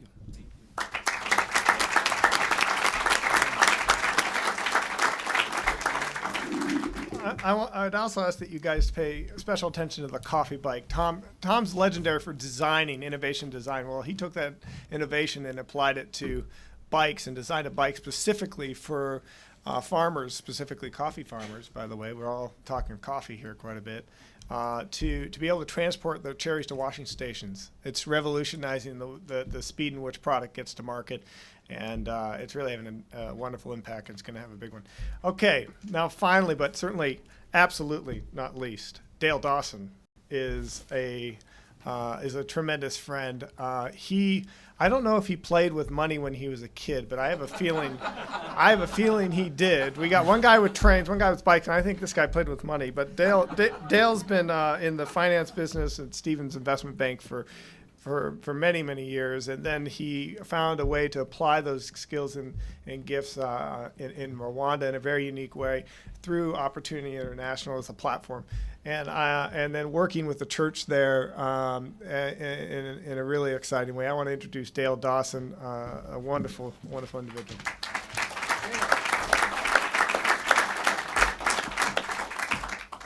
5 years ago, I was turning 50 years old, and I had the best job I had ever wanted. I was a deal man. You know, I was partnered with a most entrepreneurial billion-dollar family in America. They took Walmart public. I had years of experience as an investment banker and as an entrepreneur. I was running their investment banking team. The only thing I was missing was I didn't have any passion to do this anymore. And I had a bad case of been there, done that.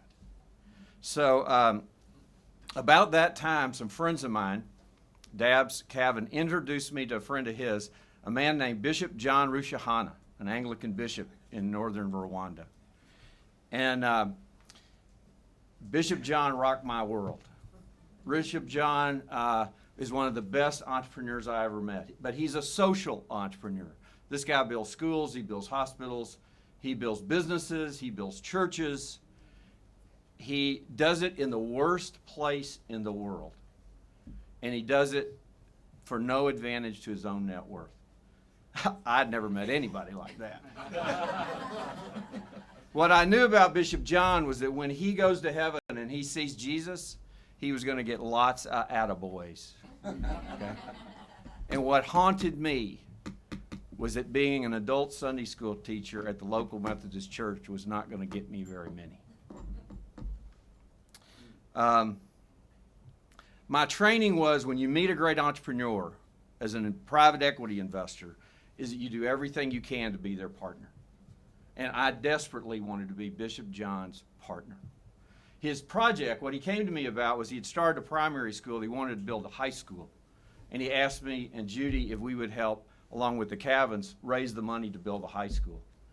Now, he had an incredible vision. He believes that you cannot transform a nation if you do not create a fellowship of well-educated, entrepreneurial, servant leaders modeled after Jesus.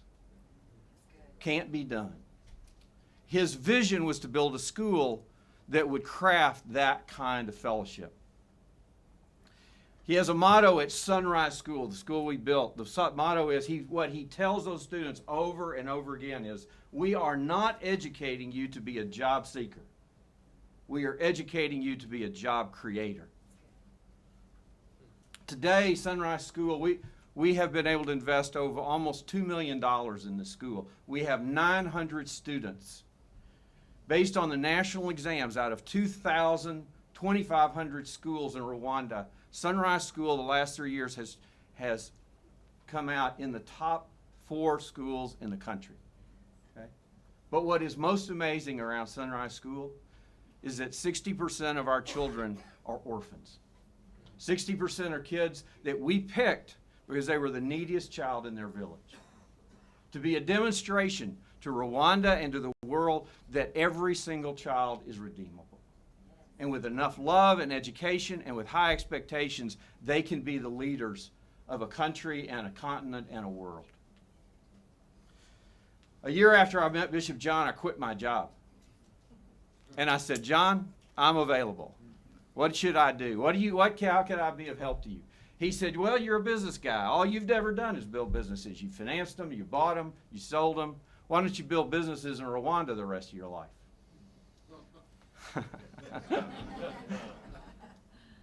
I prayed a lot after that.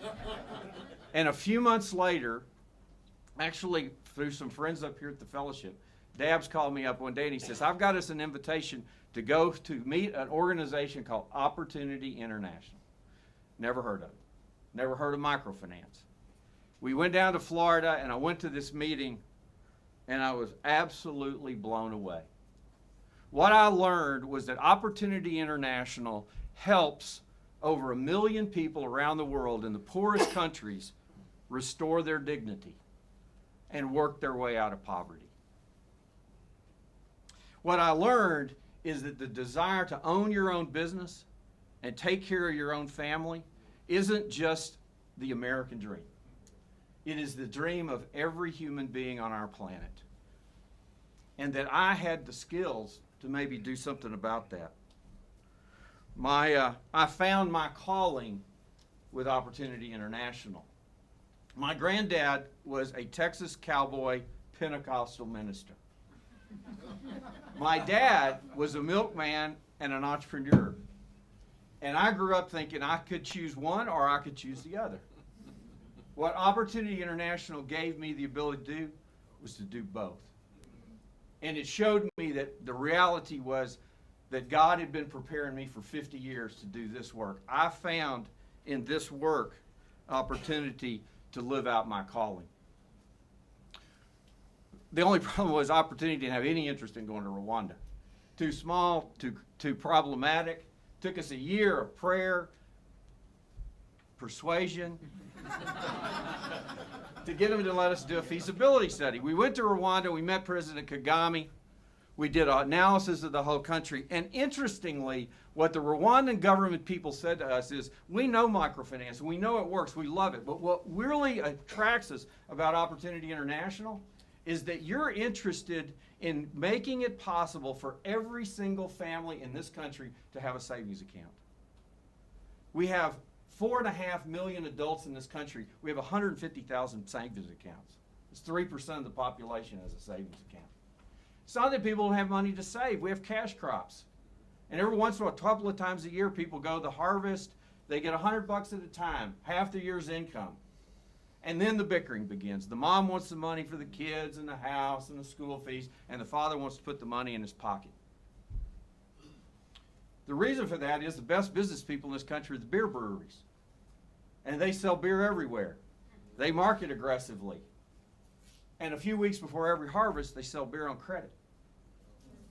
So he said, if you could build a bank that would make savings half as attractive as drinking beer,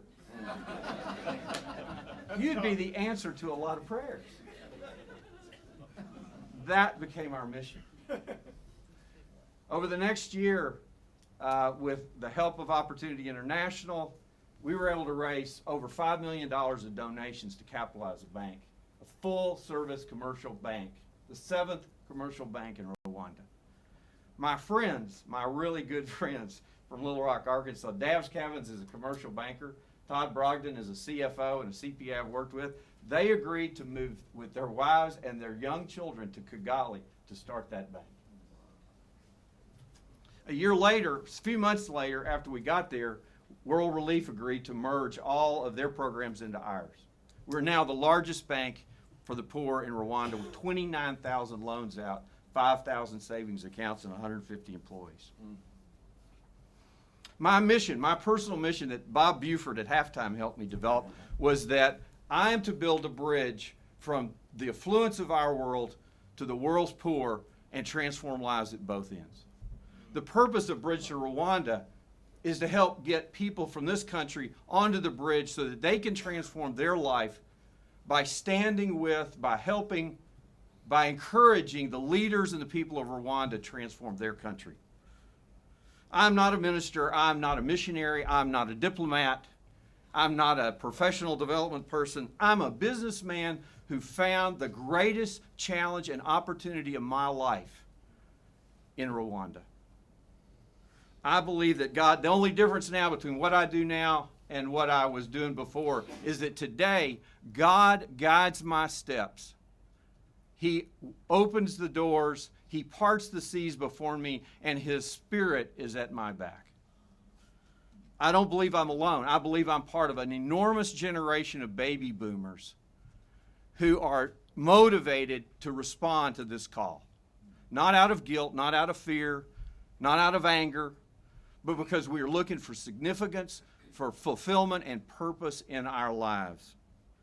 What people have learned, it is easier to make a fortune than it is to make a difference. A friend of mine in Texas, when we were raising the money, Dabbs and I asked him if he'd give us some money. And we were telling him the pitch about the bank, and he stood up to me and he said, we thought the meeting was over. He walked over, he says, I'll give you that money. Now you just go get her done. And by God's grace, that's what we're going to do. Thank you.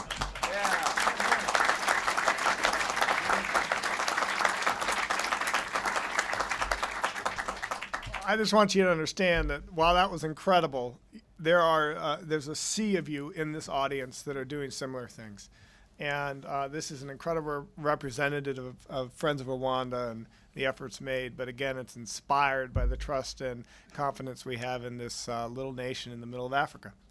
And thank you, guys. Appreciate it.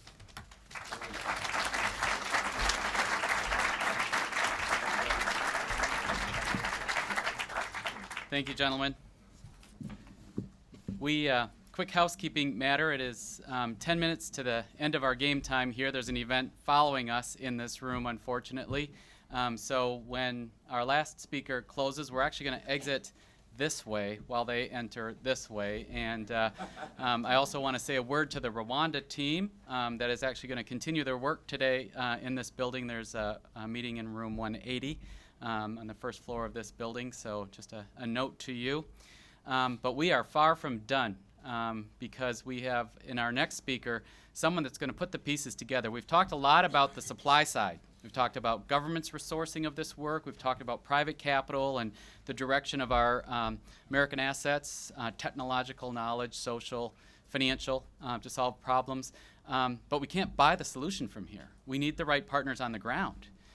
We need the non-government organizations to be in as spirited of a partnership with us as President Kagame is, as President Bush is, and other infrastructure leaders are.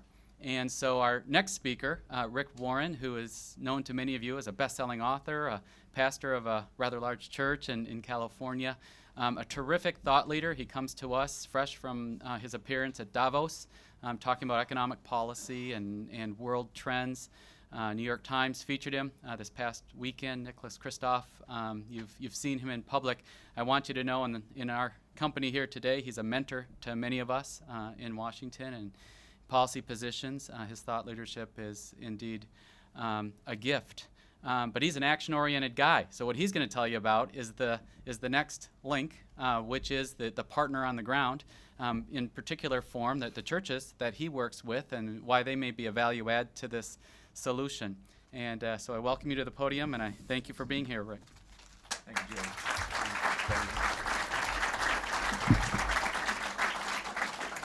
Okay, we've got about 8 minutes, so I was going to tell you about some examples, but I really think I'm just going to get right to the bullet points. I think you guys are doing great examples.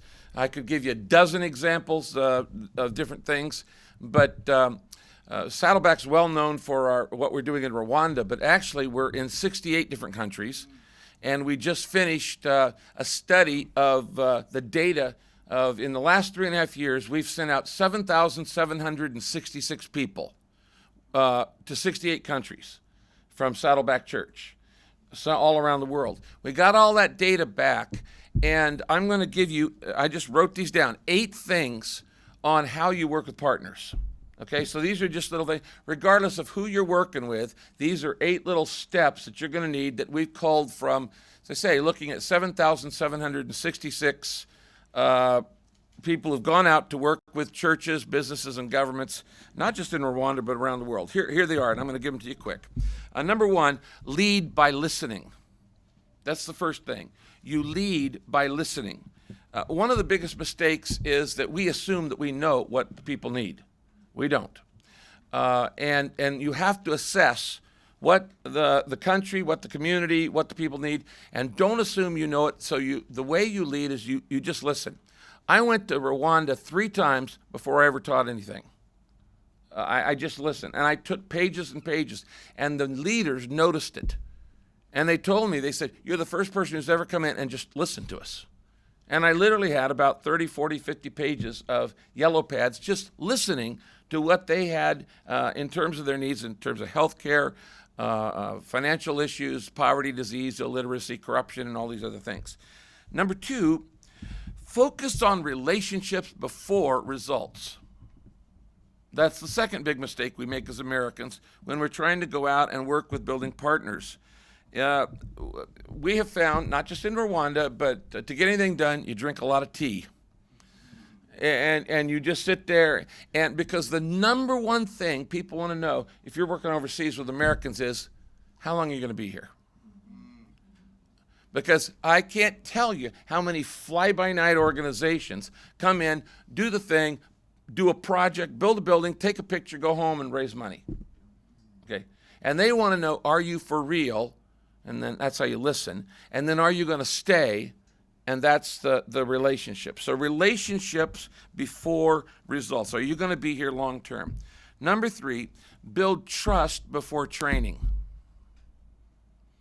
Now, the number one need around the world, ladies and gentlemen, is training. It's the answer to every single problem. You say, how can you say that? Because if you train people, they can find the answers. You got a poverty problem, a trained person will find the answer. You got a health problem, a trained person will find the answer. You got a corruption problem, a trained person will find the answer. Every single problem in itself starts with training.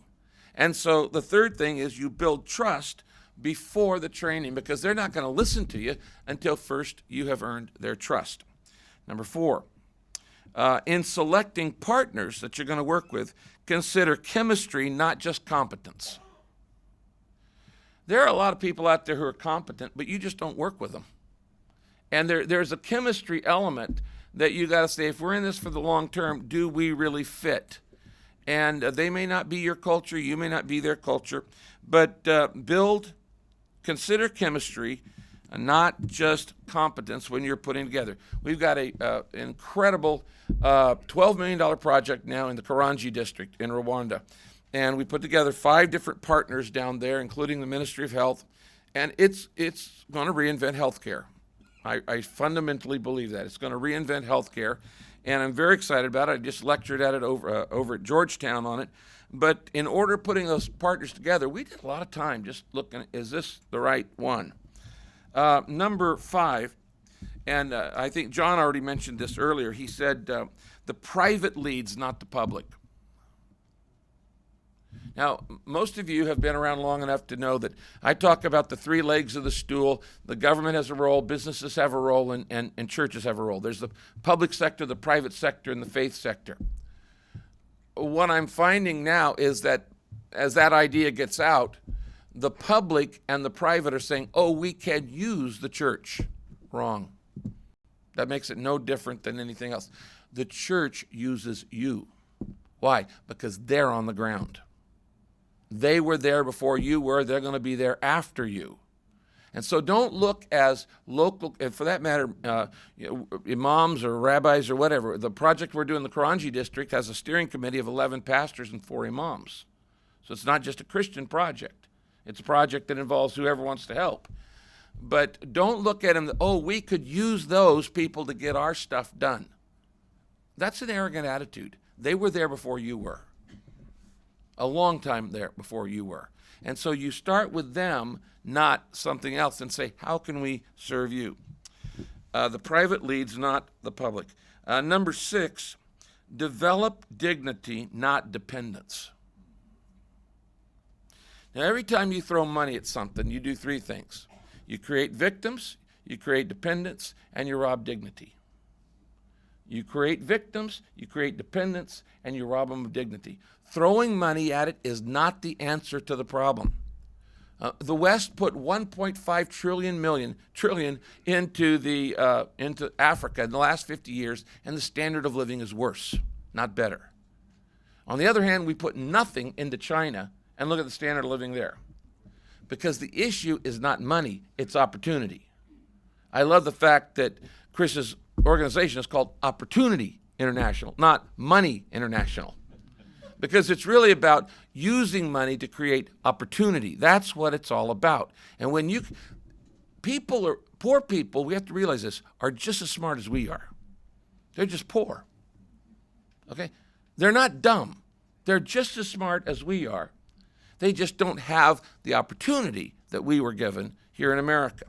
So develop dignity, not dependence. Number 7, am I going fast enough, Jay? Good. Okay.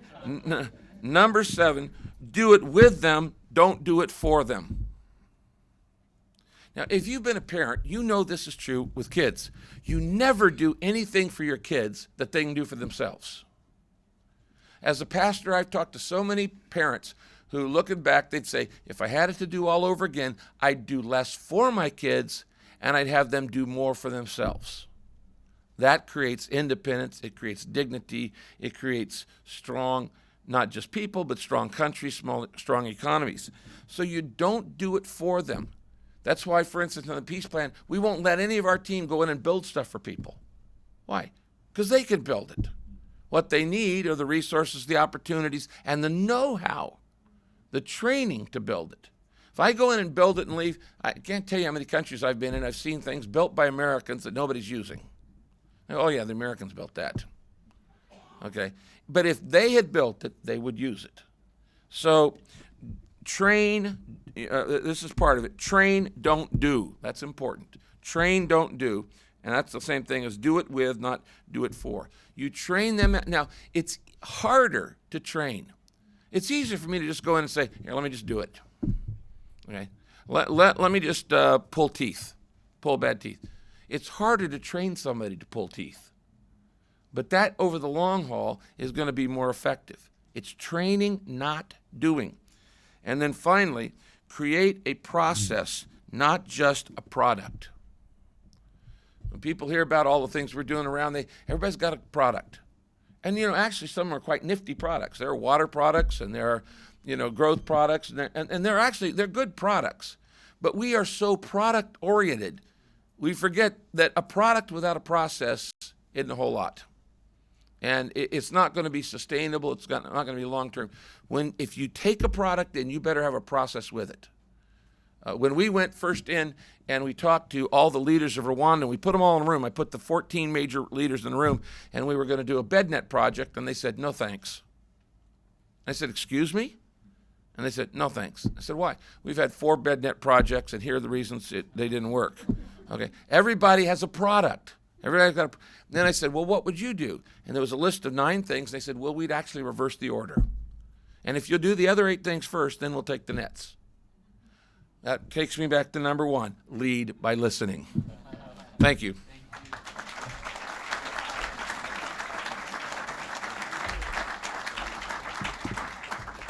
What a summary. That was such a gift. Thank you. We advertised a story, a Saddleback story, that I just regret so much that we're under a time pressure today to accommodate the next group. But Elizabeth Wiebe is the event coordinator. You submitted security information to our office. If you'd like a description of that project, if you could just email us and say that, hey, I'd like to read a little bit more about that, we'll supply that. We'll work with Saddleback and we'll get that for you. That was much more valuable to tie a ribbon around this conversation with some principles that have governed the effective behavior you've talked about, each of you speakers today.